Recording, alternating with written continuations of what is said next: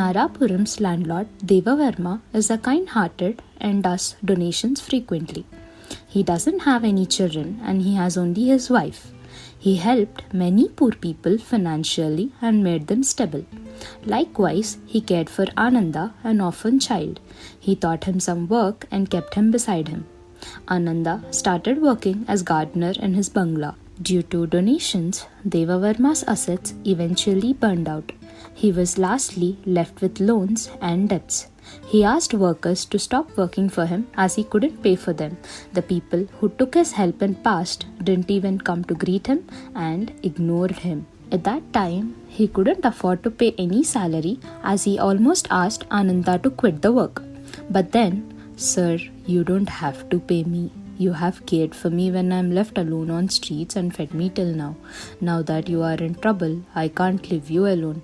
Let me work for you for my own satisfaction," said Ananda as he stayed by side of couple.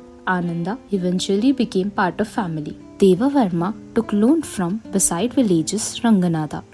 As he couldn't find a solution to pay the huge debt, he decided to give his bungalow to Ranganatha. As Ranganatha also agreed to his request, in 2 to 3 days, Devavarma decided to vacate the bungalow and move to any shelter home with his wife. That evening, he just sat in garden as he zoned out in his own thoughts. He saw Ananda, who was working in the field. Just then, he heard a sound as he saw Ananda digging beside a flower plant. Ananda started digging further following the sound. He found a treasure pot. He opened the lid to see gold coins in it. Devavarma, who witnessed the whole scene, hid behind the bushes to see what Ananda will do now. Ananda, with fear, started to look around and then he properly covered the pit and took the treasure and hid it between the bushes. To not make them visible, he covered them properly with leaves. Devavarma, who witnessed the whole scene, couldn't help but have a mental breakdown. Ananda, who has always been loyal to him, has been acting this way, made him feel betrayed by the whole world now. Devavarma, who never had any greed on money, temporarily forgot. After 3 days, when he and his wife are ready to leave the house and move to a shelter home, he saw Ranganathan walking towards them. "Devavarma ji, thank you for sending money with your servant. Now you can stay in your whole bungalow as your debt is cleared. I came all the way to deliver the news," Ranganathan happily informed as he took his leave.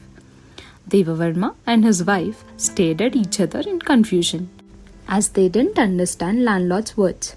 After he left the place, Ananda came in front of the couple. "Sir, I did a deed without your knowledge. Please forgive me for that first." Ananda bowed. "What did you do, Ananda?" Devavarma asked in surprise. "The day before yesterday, in the garden, I found a few treasure pots while digging, but the bungalow is in Ranganatham's hand by then. So I was afraid you would ask me to hand over those treasures to him, so I hid these to not let you know. I paid half of the treasure as debt, and these are the leftover gold coins." Saying, Ananda handed over the pot to Devavarma. Devavarma, who misunderstood Ananda, felt ashamed. "Oh dear Ananda, I misunderstood you. You should forgive me instead. Thank you for becoming a child to us." Saying, Devavarma hugged Ananda. Now that you heard Devavarma's story, you know that Devavarma only witnessed Ananda hiding the treasure. Then after 2 days, he found out the truth. If not, he could have confronted Ananda. We usually do misunderstand our friends and relatives and then judge them accordingly. But if you confront or speak with them, you might clear the misunderstandings. We should learn from Ananda the same. He took responsibility for Devavarma, who cared for him when he was an orphan. He stayed with Devavarma in his difficulties, then showed him how thankful he is. That's how he became a son to Devavarma. We have to be thankful to the people who helped us, and we have to keep in mind that we have to repay them